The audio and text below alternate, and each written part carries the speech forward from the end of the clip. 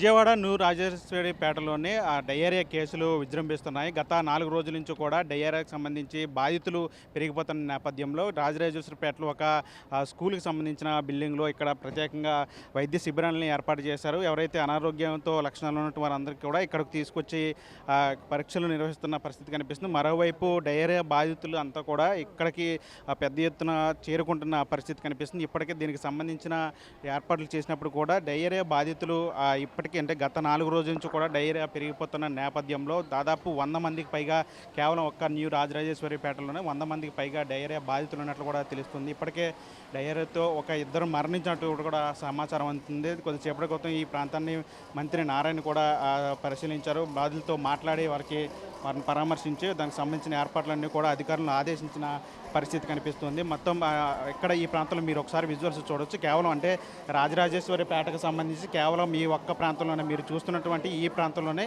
ఒక 6 నుంచి 7 బెడ్ల వరకు ఏర్పాటు చేశారు. కానీ పదుల సంఖ్యలో ఇప్పటికీ దీనికి సంబంధించి డయేరియా బాధితులు పెరుగుతున్న నేపథ్యంలో అటు కొత్త గవర్నమెంట్ ఆసుపత్రికి కూడా తరలిస్తున్న పరిస్థితి కనిపిస్తుంది.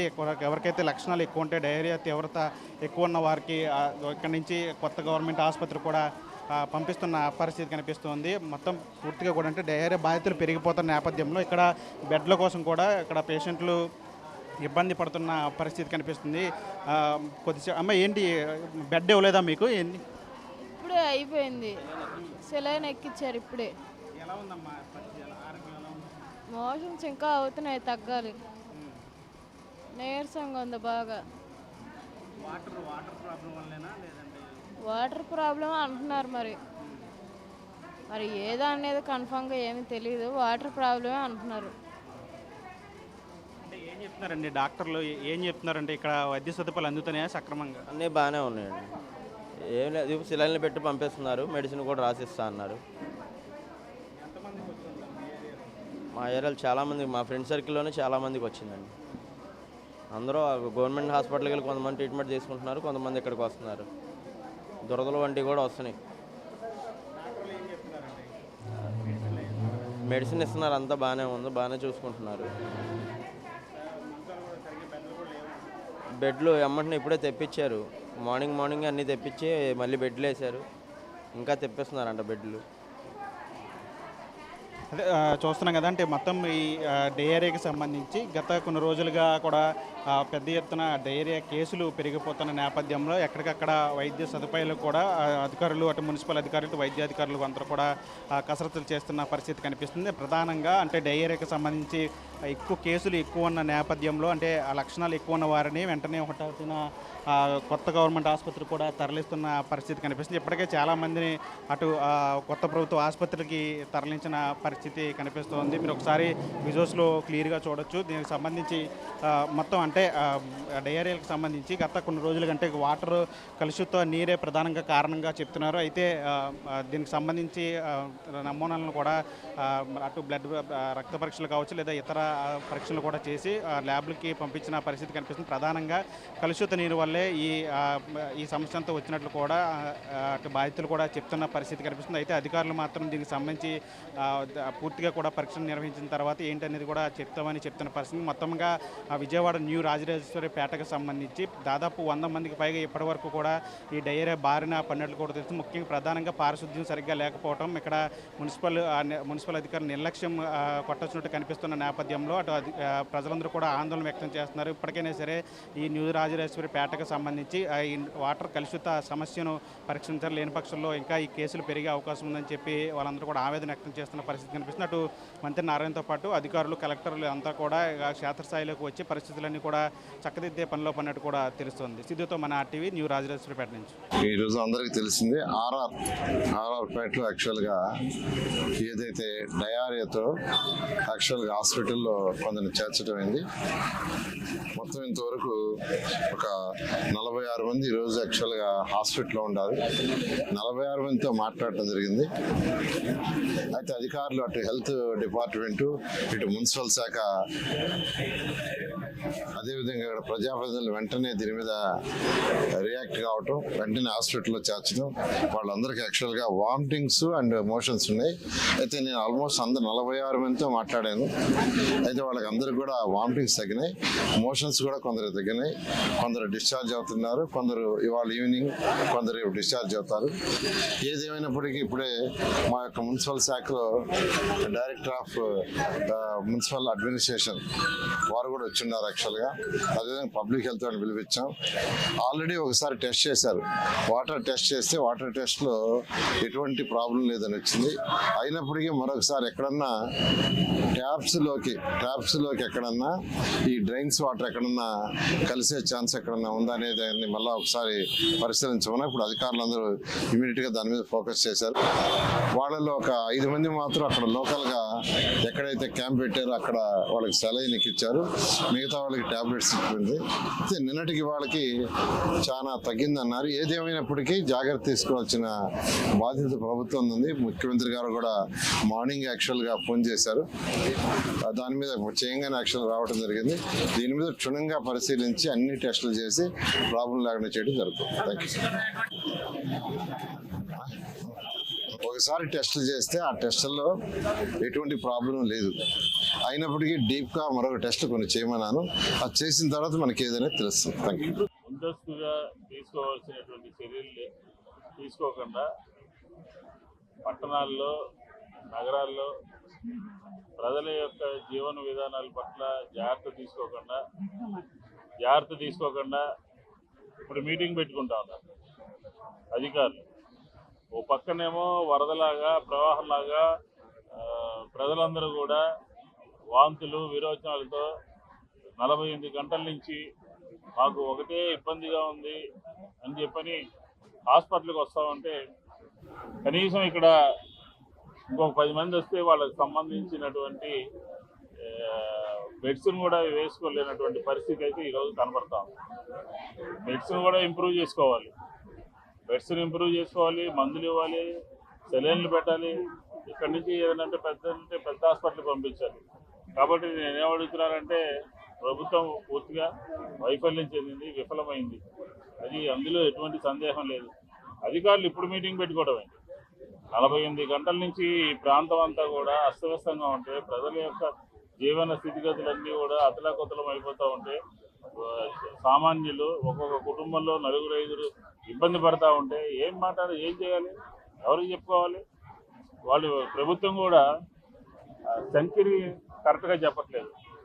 రాత్రి నుంచి ఇప్పటి వరకు 100 మంది పైగా హాస్పిటల్ పాలైపోయారు. ఒకళ్ళు కాదు, ఇద్దరు కాదు. గవర్నమెంట్ హాస్పిటల్లోనే 30 మంది ఉన్నారు. ఇక్కడే ఒక 20 మంది, ఇప్పుడు పొద్దునుంచి కూడా 20 మంది వచ్చి లోపల ఉన్నారు.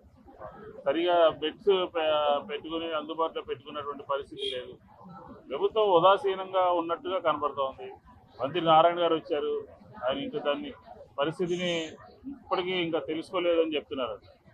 48 గంటలుగా ఈ ప్రాంతంలో ప్రజలందరూ కూడా అది డయేరియానా, లేకపోతే వాటర్ కంటామినేషన్ అయిందా, లేకపోతే ఈ ప్రాంతంలో పరిశుభ్రంగా లేకుండా ఉందా ఏంటనేది తేల్చకుండా నేను వాటర్ సంబంధించినటువంటి గుంటూరు పంపించాము, వాళ్ళకి సంబంధించినటువంటి రిపోర్ట్స్ అన్నీ వస్తాయని అంటారు. కాబట్టి శానిటేషన్ మా ప్రభుత్వం ఉన్నప్పుడు ఏం చెప్పారు?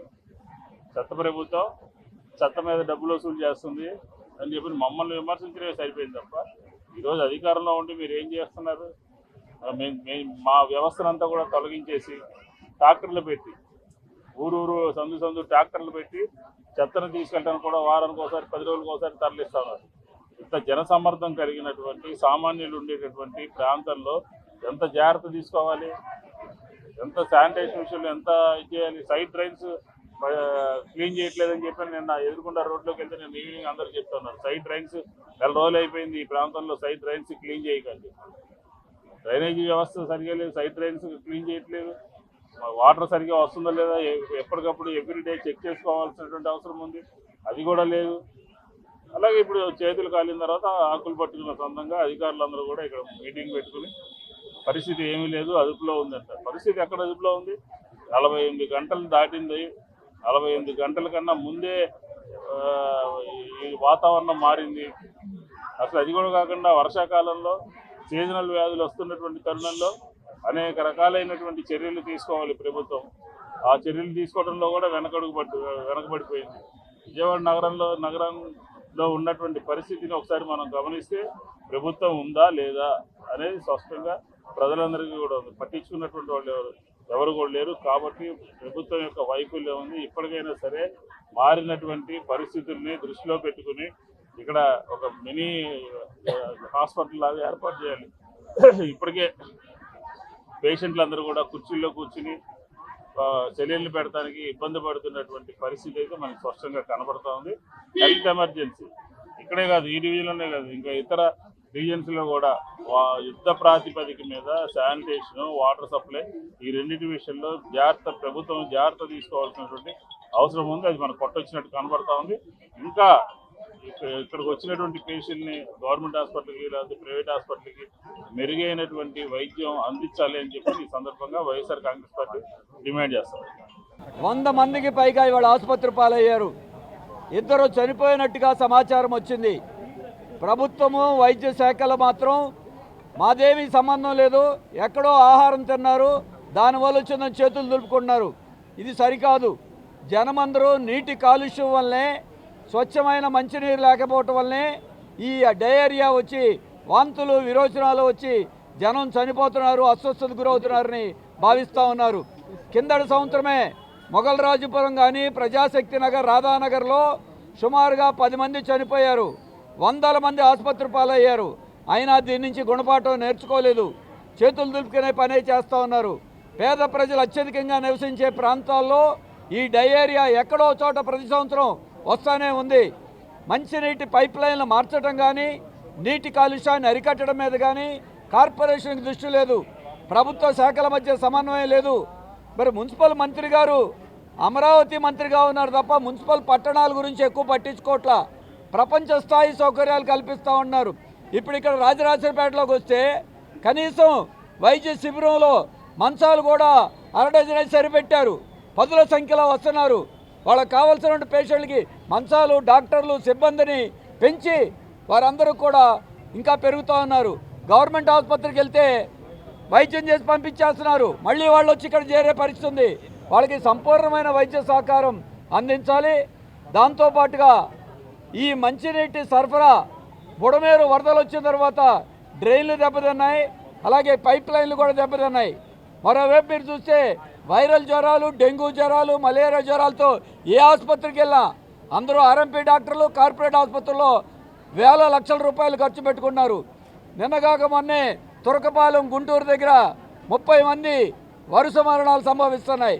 మరి ఇటువంటి దాంట్లో ప్రజారోగ్యం గురించి మాటలు కాకుండా చేతల్లో చూపించాల్సిన అవసరం ఉంది. సూపర్ 6, సూపర్ హిట్ చెప్పుకోండి, జనం ప్రాణాలు కాపాడండి. అందుకే విజయవాడలో అధికార పార్టీ ప్రజాప్రతినిధులు పట్టించుకోవాలి. కార్పొరేషన్లో వైసీపీ ఉంది, వారి బాధ్యత ఉంది. అందుకే కార్పొరేషన్ కానీ ప్రభుత్వం కానీ బాధ్యత వహించాలని, చనిపోయిన కుటుంబాలకి కనీసం 10 లక్షల నష్టపరిహారంతో పాటుగా వైద్యానికి అయ్యే ఖర్చు మొత్తం కూడా ప్రభుత్వమే భరించి మంచినీటి సరఫరాను మెరుగుపరచాలని సిపిఎంగా మేము డిమాండ్ చేస్తున్నాం. పబ్లిక్ మరి చాలామంది ఇబ్బంది పడతా ఉన్నారని చెప్తున్నారు. ఈ ఇబ్బందికి కారణం ప్రధానంగా ఇక్కడ ఉన్నటువంటి అపోజిషన్ పార్టీలు. ఈ అపోజిషన్ పార్టీలకి పని పాట లేక ఇక్కడికి వచ్చి ప్రభుత్వం పట్టించుకోవట్లేదని, ప్రభుత్వంలో ఉన్నటువంటి వాళ్ళు ఎవరు కూడా పట్టించుకోవట్లేదు అంటున్నారు. సాక్షాత్తు ఒక మంత్రివర్యులు, శాసనసభ్యులు, ఇక్కడ ఉన్నటువంటి డివిజన్ కమిటీ వాళ్ళందరూ కూడా ఎప్పటికప్పుడు వైద్య శిబిరం ఏర్పాటు చేస్తాం. చిన్నది విషయమే ఒకటే చెప్తా ఉన్నాను. ఈ ట్యాంకీ ద్వారా కొత్త రాజపేట, పాత రాజపేటకి రెండింటికి కూడా సప్లై అవుతుంది. కానీ కొత్త రాజపేటలోనే ప్రాబ్లం ఉంది, పాత రాజపేటలో ప్రాబ్లం లేదంటే వాటర్ సప్లై వల్ల ప్రాబ్లం కానే కాదు అని చెప్పేసి కూడా మేము చెప్తా ఉన్నాం. మీరు కూడా ఆలోచించండి. ఒక ట్యాంకీ ద్వారా వచ్చినటువంటి వాటర్ అన్ని ప్రాంతాలకు కూడా స్ప్రెడ్ అవ్వాలి. అది ఓన్లీ ఆర్ఆర్పేటలోనే, కొత్తపేటలోనే అవుతుంది, పాతపేటలో ఎందుకు అవ్వట్లేదు? కానీ ఇది ఏంటంటే ఫుడ్ పాయిజన్ జరిగింది ఇక్కడ. దాని మీద ఏదైనా సరే ప్రభుత్వం బాధ్యత ఉంటుంది, బాధ్యతగా చేస్తుంది. ఎందుకంటే దాని మీద వైద్య శిబిరం పెట్టాం, అలానే మరి గవర్నమెంట్ హాస్పిటల్ పంపిస్తాం. అక్కడ కూడా కాదనుకుంటే కార్పొరేట్ హాస్పిటల్ కూడా తీసుకెళ్తాం. ఒకవేళ ఎవరికైనా డబ్బులు లేకపోతే వైద్య చేసుకున్నటువంటి వారికి కూడా మరి 50% సీఎం రిలీఫ్ ఫండ్గా మేము ఆదుకుంటాం. ఒకవేళ లేకపోతే ఎల్ఓసి ఇప్పిస్తాం. వాళ్ళకు కూడా కాని పక్షంలో తెలుగుదేశం పార్టీగా మేము ఆదుకుంటామని చెప్పేసి కూడా చెప్తా ఉన్నాం. ఈ డివిజన్లో ఎవరు మరణాలు చెందలేదు, ఇబ్బందులు పడ్డారు తప్ప మరణాలు చెందారని చెప్పి ఆందోళన చేసి ఇక్కడ గందరగోళ పరిస్థితి సృష్టించే పరిస్థితి వస్తుంది కనుక అది అధికారులు అలానే మీడియా ప్రెస్ కూడా విచారించండి. ఎవరైతే వాంతులు విరేచనాలతో చనిపోయారో వాళ్ళది డాక్టర్ రిపోర్ట్స్ ఇస్తారు గవర్నమెంట్ హాస్పిటల్లో. చనిపోయారు, అదిగో ఇది ట్యాంకులో చవ ఉంది, అక్కడ ట్యాంకులో కుక్క ఉందని చెప్పేసి ప్రచారం చేస్తూ ఉన్నారు. ఇటువంటి వదంతులు నమ్మవద్దు. పబ్లిక్ మీరు అధికారులకు సహకరించండి, గవర్నమెంట్ ఆఫీసులకు సహకరించండి, డాక్టర్లకు సహకరించండి. మేము వైద్యం ఎవరైనా పేదవాళ్ళు చేసుకోకపోతే మా సొంత డబ్బులతో మేము అవసరమైతే ఇక్కడ వైద్య శిబిరం పెడతామని చెప్పి సందర్భంగా తెలియజేస్తూ, ఈ డివిజన్లో ఉన్నటువంటి ప్రైవేటు వాటర్ ఉన్నటువంటి ఉన్నాయి, వాటిని కూడా తనిఖీ చేయాలి. ఇక్కడ చేపలు అమ్మే వాళ్ళు కానీ చికెన్ అమ్మే షాపులు కూడా ఒక 4-5 రోజులు బంద్ చేయాలని చెప్పేసి కూడా మేము కమిషనర్ చెప్పాం. దీనిపైన పూర్తి స్థాయిలో ఎవరు కూడా ఈ డివిజన్లో ఎన్టీఆర్ నగర్లో ఆందోళన చెందాల్సిన అవసరం లేదని ఈ సందర్భంగా తెలియజేస్తాం. ఎవరికైనా ఇబ్బంది జరిగితే వారికి మేము అండగా ఉంటాం. వారి డబ్బులు ఒకవేళ ఎవరికైనా లేని పక్షంలో కూడా మేము సొంత ఖర్చులతో వైద్యం చేపిస్తామని ఈ సందర్భంగా తెలియజేస్తా ఉన్నాం. For latest updates on India-Pakistan tensions, download RTV Live app.